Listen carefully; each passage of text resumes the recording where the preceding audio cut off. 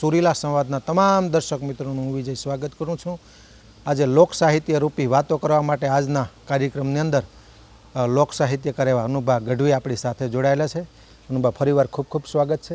આગળના પડાવની અંદર ઘણી તમારા જીવનની આમ તો તમામ વાતો વણી લીધી છે અનુભા, છતાં લોક સાહિત્ય ક્ષેત્રમાં તમારા ભવિષ્યમાં શું કરવા માગો અથવા તમને અંદરથી થતું છે કે સાહિત્યમાં આવું કંઈક પ્રયોજન જરૂરી, અથવા તો આપણે કહીએ ને કે યોગ, આ પણ એક યોગ છે। આપણે કહીએ યોગ અનેક પ્રકારના હોય, સંતોના યોગ અલગ હોય, સાહિત્યના યોગ, વિવિધ યજ્ઞોના યોગ હોય।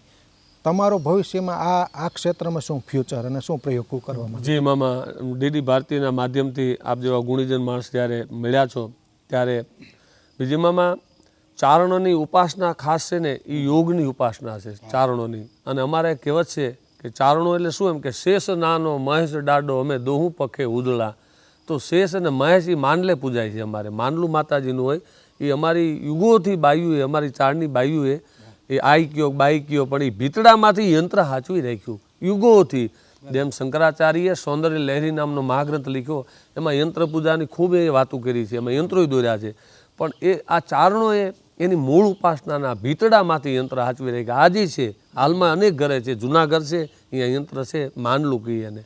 તો મહાધરતીનું માંડલું તાજા દરિયા તેલ, પછી મેરું વાટ મૂકેલ એથી જ્યોતિ સૂરજ જામગા, એવો વિરાટ થોડો છે। એ ઉપાસનાના માધ્યમથી મારે ચારણી ઉપાસના કે જ્યાં મોગલમાં, નાગબાઈમાં, ખોડિયારમાં, રાજબાઈમાં, એવી અનેક જોગમાયા મરડાવાળી હોનલથી માંડી કેટલી આયુ નામ લેવા, તો એવી બધી જન્મી યોગેશ્વરી મહાશક્તિઓ જન્મે છે। એવા વીર પુરુષો થયા, વિહળ રાબા જેવા, એવા ભક્ત ઈશ્વરદાસજી મહાત્મા જેવા કવિઓ, ભક્ત યોગી થયા। તો એ મૂળ ઉપાસનામાં મારે એટલો ભાવ છે વિજય મામા। સુરેન્દ્રનગરથી 11 કિલોમીટર માથે અણિંદ્રા ગામ છે, ત્યાં 3 એકર જમીન રાખી છે આપણે, અને સ્પેશિયલ આ વિદ્યા માટે જ કે ચારણી ઉપાસનાને ઉજાગર કરવી, પાછા એ ધૂણાને ફૂંક મારીને અંગારા પાછા, આ એવો ભાવ છે। એમાં દેવિયાણ શક્તિપીઠ નામ રાખવાના છે મામા।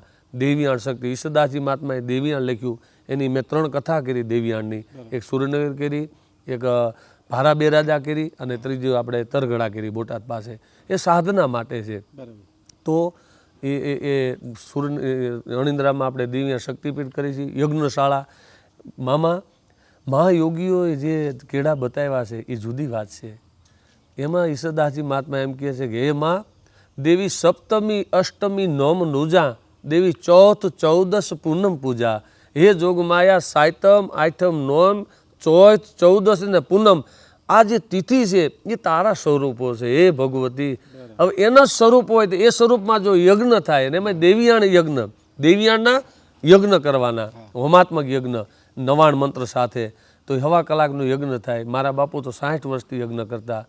તો એ યજ્ઞની પરંપરા, ચારણોની ઉપાસના, અને એમાં માતાજીની મૂળ સાધના શું છે, તો એમ યોગી ઈશ્વરદાસજી મહાત્માએ દેવિયાણમાં વીણી છે। તે સાધના માટે હું અણિંદ્રા આશ્રમ કરી રહ્યો છું, અને એ સમાજ લગી, આમ તો સમાજ માટે છે સાધના। વરસાદ વરસે તો એ સમાજ માટે છે, એક સાધના છે। સૂરજ તપે છે, સૂરજની સાધનાના ફળ વરસાદ છે મામા। હે, તો એવી રીતે ક્યારે કેટલાય માણસ કે વાડમાં વરસ્યો, અરે ભાઈ વાડમાં બીજ છે, પ્રકૃતિને ખબર છે કે બીજની જાળવણી કરવાની છે, વાડમાં વરસવું જરૂરી છે। તો એવી રીતે આ સાધના એક તૈયારી કરી રહ્યો છું મામા। અને બીજી વાત કે આખર તો આ શરીર છે સંસારનો સામાન છે, ક્યાં લગી ખોટા અહંકારમાં જીવવું, ગમે એટલા પૈસા આવે, ગમે એવા પ્રોગ્રામ કરીએ, કે હિન્દુસ્તાનનો દસ્તાજ કદાચ કરી દઈએ તોય શું છે એમ।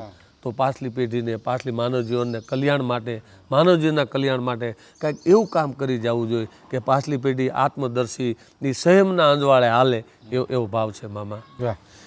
હવે અનુભા, લોક સાહિત્યની અત્યારે હાલનું જે વાસ્તવિક લોક સાહિત્ય છે એની વાતો ઉપર જઈએ। જો કે કલાકારને કોઈને નીચા દેખાડવા કે એવો મારો હેતુ નથી, પરંતુ એક સાહિત્યની ધારા છે, આ પણ એક ધારા છે। કાર્યક્રમોમાં પણ સાહિત્યની એક ધારા હોય, કવિઓની એક અલગ ધારા હોય। અત્યારનો જે માહોલ જોવો છો તમે, ડાયરો હોય, સંતવાણી હોય, એમાં જે સાહિત્ય પીરસાઈ રહ્યું છે, આ સાહિત્યને તમે સૌપ્રથમ તો કેવું મૂલવો, કેવું ગણો છો આ સાહિત્ય અત્યારે? નામાં આમ તો બધા કલાકાર પોતપોતાની રોજી માટે નીકળતા હોય છે, ખરેખર આ સાહિત્ય છે એ રોજી તો નથી, એક સાધના છે માનવ જીવનને। એક કેટલાય માણસ રાત્રે સુસાઇડ કરવાનો વિચાર કરતો હોય, દિવસે કે આજ મારે આમ છે, મરી જવાના વિચાર કરતો હોય, પણ જો એક સારો ડાયરો સાંભળી લે ને તો સવારે એને જીવન ભરાઈ જાય, એના હૃદય હરિયાળા થઈ જાય કે મરાય થોડું, માનવ જીવનમાં કાંઈક કરવા માટે આવ્યા છીએ. એમ તૂટેલાને એક ટેકો એટલે સાહિત્ય છે. જે ભંગાઈ ગયો હોય એને પાછો ઊભો કરવો એ સાહિત્ય છે. અને સાહિત્યમાં અત્યારે ખરેખર એ શબ્દ છે ને મામા, એક કૃપારામજી ખીડિયા નામના ચારણનો ચાકર હતો, રાજિયા નામનો, એને નોકરને સંબોધની દુઆ લખ્યા છે 500 સોરઠા રાજસ્થાનમાં. એ એમ કહે છે કે પાટા પિંડ ઉપાવ તન લાગા તરવારિયા. આ શરીર માથે તરવારનો ઝાટકો લાગે તો કે એની દવા, એની ઔષધિ, એના ઓહોડ છે. પાટા પિંડ ઉપાવ તન લાગા તરવારિયા, પણ વહે જીભરા ઘાવ પછી રતિનો ઓહોડ રાજિયા. એમાં બધાય કવિઓએ ખૂબ મહેનત કરી છે ડાયરા માટે.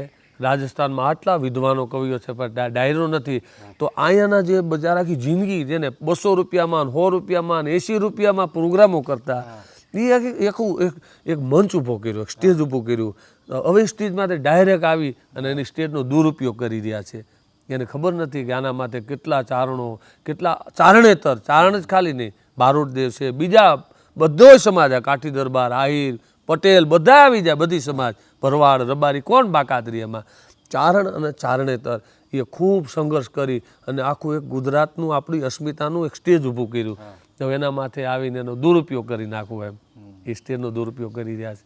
એટલે હું નિંદા નથી કરી રહ્યો, પણ ખરેખર સાધનાની જરૂર છે. બોળો અને ચોળો અભ્યાસ જોઈએ, એના દુહાના અર્થ આવડવા જોઈએ, એનો ભાવ શું છે એ ભાવ પહોંચાડવા માટે.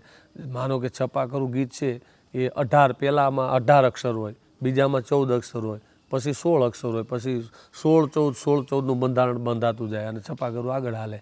તો એ બોલવાના પહેલાં બોલવાની જે રીત હતી કે બરોબર વાત આવે ત્યારે બરોબર યુદ્ધનો મોરચો મંડાણ્યો અને હામાં બે દરિયાનો મળ્યા અડોડ કરતા અને બે સૈન્ય ભેળા થયા.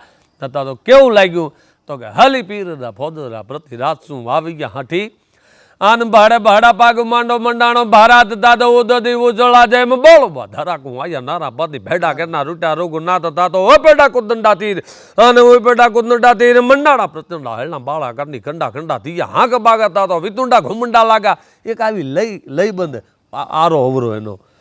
અત્યારે હું ખુદ ગાઉં છું સ્ટેજમાં, કારણ કે તબલા એને માહોલ એવો છે તો ભાગવું પડે છે. જેટલા તબલા ભાગે એટલું અમારે ભાગવાનું, જેટલા તબલા ભાગે એવી રીતે. એ લય નથી, ચારની પરંપરાની એક છંદની લય છે, એનો આરો અવરો છે અને એનો નાદ વૈભવ છે. અથવા તબલા વિના તમે બોલાવો તો નાદ વૈભવ જોવાય ન મળે. એક એની છાતી ગાતી હોય, જેમ હાવજ હુંકતો હોય ને કોઈ આધોળ ડુંગરમાં અને બીજા ડુંગરની કંદરાઓ ખમખમી જાય, એમ આખા છાતીમાં અવાજ એનો નાદથી આખો ઓડિયન્સને આમ ભરી દે. એક નાદ વૈભવ છે આખો.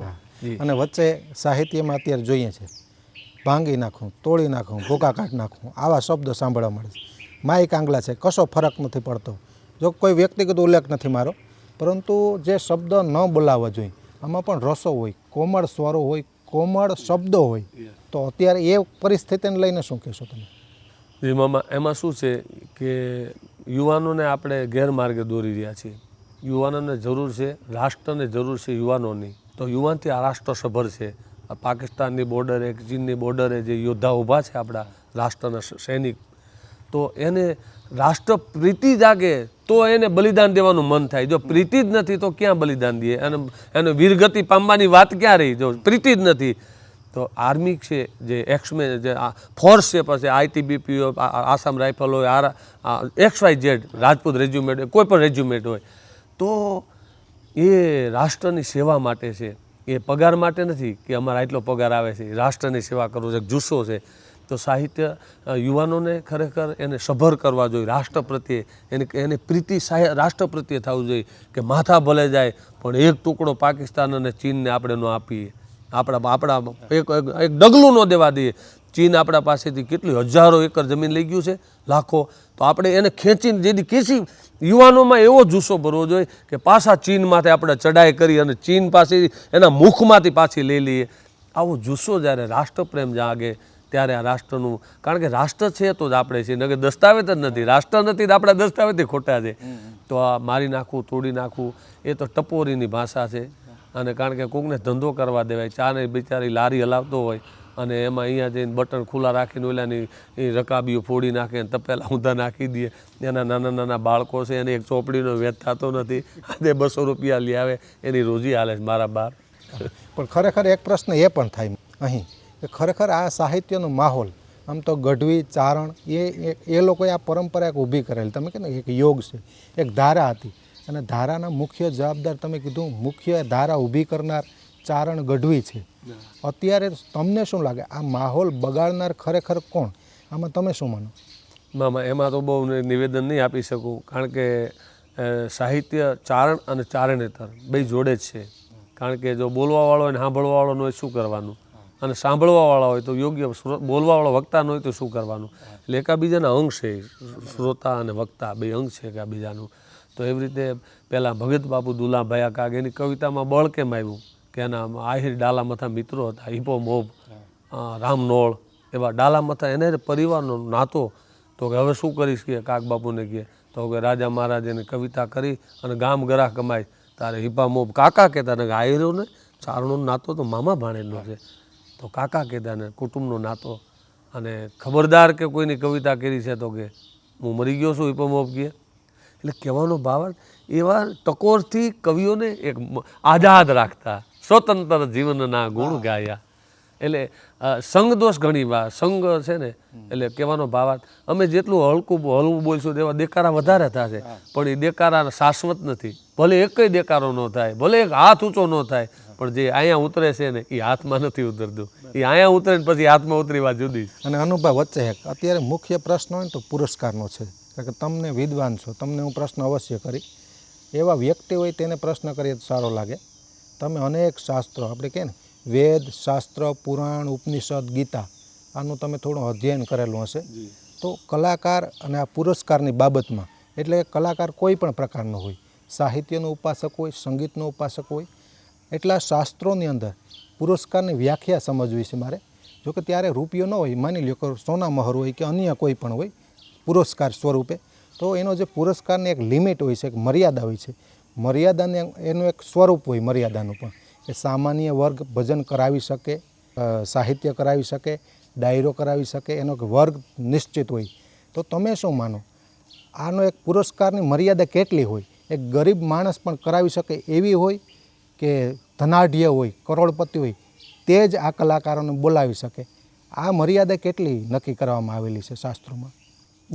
વિજયમાં એવું છે કે કોઈ આપણે અહીંયા મૂલ્ય આવ્યું હોય મજૂરી કરવા માટે, ખેડૂત માણસને અહીંયા મૂલ્ય જાય કે 50 રૂપિયા દાડી છે, તો એમ કહેવાયું છે કે એનો પરસેવોનું સુકાઈ નહીં પહેલાં એને પૈસા આપી દેવા જોઈએ, એને મૂલ દઈ દેવા જોઈએ, કારણ કે મહેનત કરવા આવ્યો છે. તો કલાકારો ભજનવાળા હોય, સાહિત્યવાળા, એ બધા મહેનત કરે છે, હૈયે ઓઠે કરે છે, કવિતા બોળો ચોળો અભ્યાસ કરતા હોય, રિયાઝ કરતા હોય, તો એની રોજીરોટી એની માથે છે.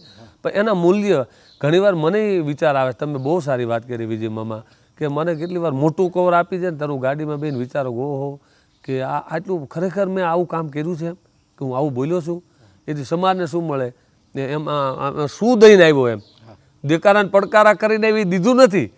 તમે આખો પ્રોગ્રામનો નિચોડ કરો ને, આખો ડાયરો સાંભળો ને, ત્યારે અનુભાઈ શું બોલ્યા એ તો કયો, એનું હોય ને એક મૂલ્ય હોય, એના સાબડા હોય. એમ રામાયણ આખી છે, એમ રામાયણમાં તો બધાય પાત્રો મહાન છે, પણ ગોવિંદભાઈ પાલી એમ કહે છે કે તોળા રઘુવર ત્રાજવે 3 લોક ભલે તોળાય, હે ભગવાન, હે રામ, તારા ત્રાજવે 3 લોક ભલે તોળી લે, પણ જોઈખા સાબડનો જાય ઓલા પાડ હનુના પાલિયા. હનુમાનના ગુણ કેમ ઉપડે, હનુમાનના કરેલા એ ત્રાજવે કેમ જોખાય?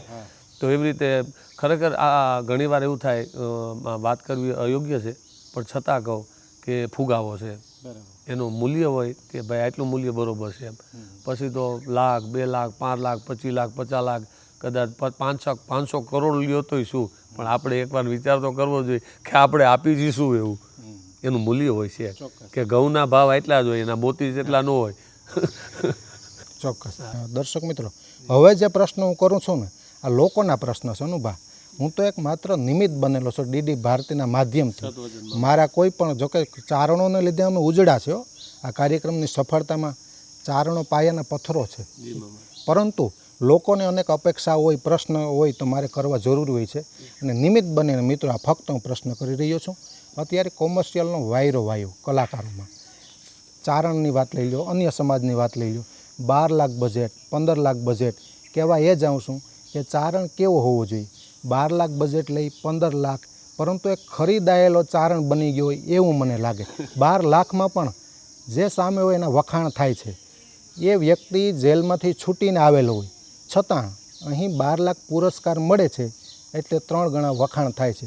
એનો અર્થ એ થયો કે ચારણ અહીં ખરીદાઈ ગયો છે. આ મુદ્દે મારે 2 શબ્દોની વાત કરવી. વિજયમામા વાસ્તવમાં શું છે કે ચારણોની જો વાત કરતા હોય તો ચારણ તો એક દેવ જાતિ છે. ચારણમાં એવી જોગમાં એવી જન્મી અને એવી દિવ્ય હાવ નાની સમાજ છે પણ દિવ્ય સમાજ છે. એમ કહે છે અમારા ચારણની ઉત્પત્તિ વિશે કે ચારણો હિમાલયમાંથી આવ્યા છે. તો પહાડનો છોરું છે આ, પહાડનો છોરું. તો પહાડમાંથી તો ગંગાજી પણ હિમાલયમાંથી નીકળી ગંગાજી. એમ ચારણોએ પ્રકૃતિને આરાધી, ઝાડવાના ગીત ગાયા, નદીઓના ગીત ગાયા, પંખીના ગીત ગાયા, એક મુક્તપણે આખા સમાજના હિત માટે. તો એ ગાતો રહ્યો મઢડાવાળી સોનબાઈમાં કહેતા એક ગઢવી ગાતો હતો, બાદશાહ નીકળો કે ઓહો આવો રૂડો અવાજ તારો, તો કે કચેરીમાં લઈ આવ્યા બીજે દી કે કાલે કે ગાતો હતો ને એ ડુંગરામાં બેહીને એ સંભળાય, કચેરી બધી રાજી થાય. તો કે ના હું અહીંયા નહીં ગાઉં. તું કે આપું કે, તો કે હું અહીંયા નહીં ગાઉં. કેમ? તો કે હું તો પરમાત્માને રીઝવવા માટે ગાતો હતો, હું કચેરીને રીઝવવા માટે નથી આવ્યો, મારી મોજ માટે ગાતો હતો, ઈશ્વરને રાજી કરવા. એમ ચારણોની ઉપાસના એ આત્માની ઉપાસના છે, ભીતરી ઉપાસના છે. એ રાજી થાય એના મંદિરો હવે બીના મામા. પહેલાં તો કેવું હતું કે પાડે ઉસાળા માલ ઢોલ લઈ જાય તો માતાજીને હારે લઈ જતા હતા. એનું મઢ નહીં, ખાલી હુંડલીમાં હુંરાવી રાખતા માતાજીને, આ ઝાડવે ટીંગાડી દે એવી પરંપરા.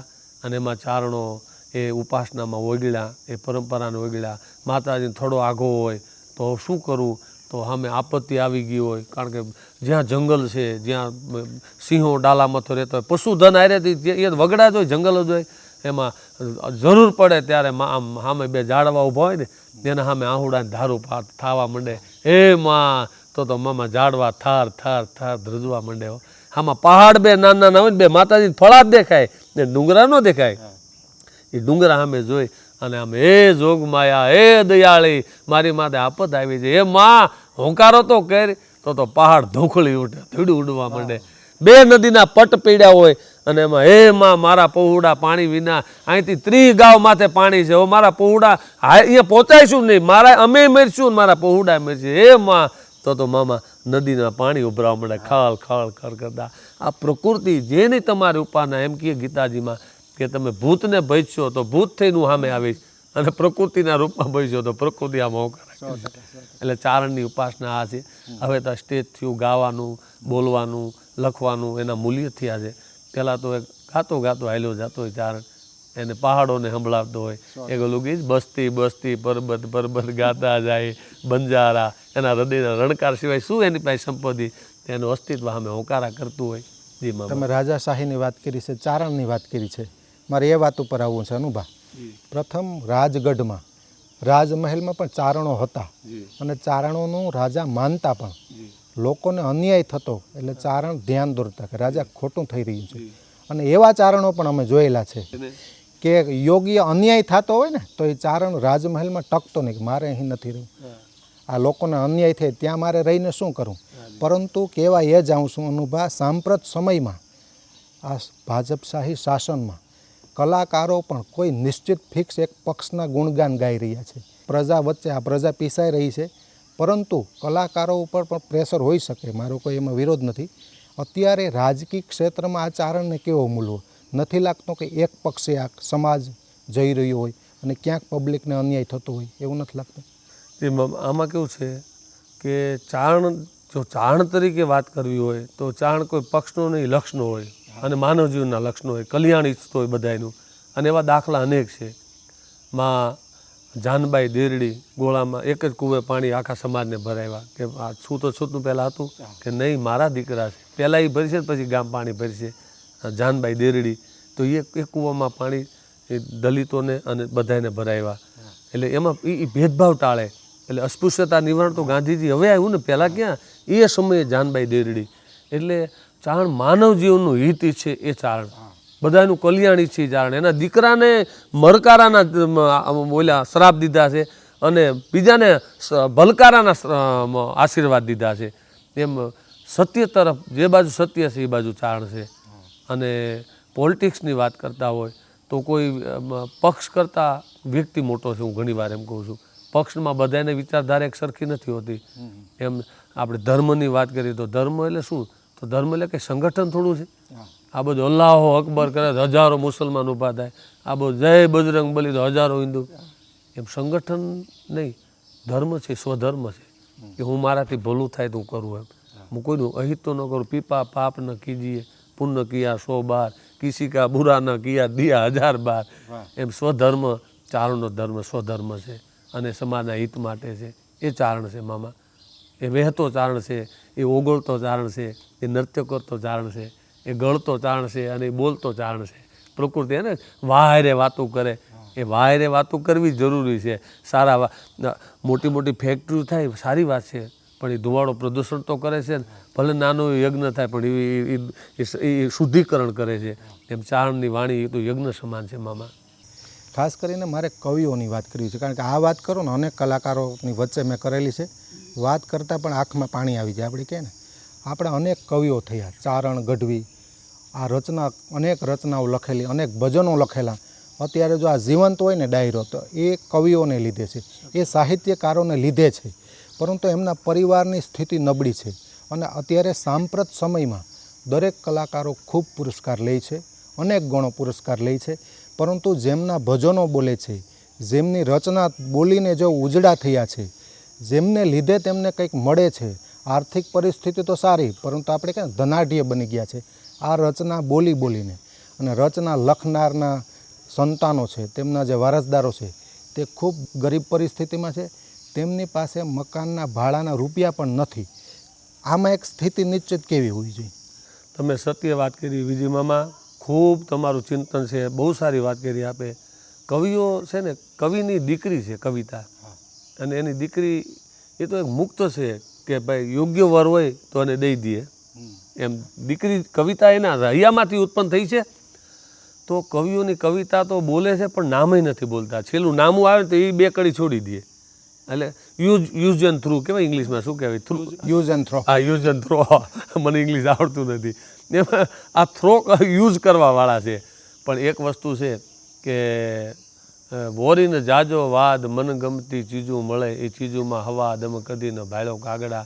કોઈ પણ માણસનો દુરુપયોગ કરી કવિઓ, તમે કીધું દેહી નળિયાય માથે નથી કહેવાય કેટલાય કવિઓને. એવી કવિતાઓ, કેવા કવિઓ પ્રસાદ દીધો છે. એ સમાજ એને ખબર નથી કોણ ગાય છે, આના માટે કોણ કોણ ધંધા કરે છે, ખબર નથી. આખો જગત કલાકારો હાલ્યા જ આવે છે. કાક બાપુને ખબર નહીં મારા દુવાર આવી તે કેટલા બોલાય છે એમ. પણ એનામાં ધંધો કરી આવે.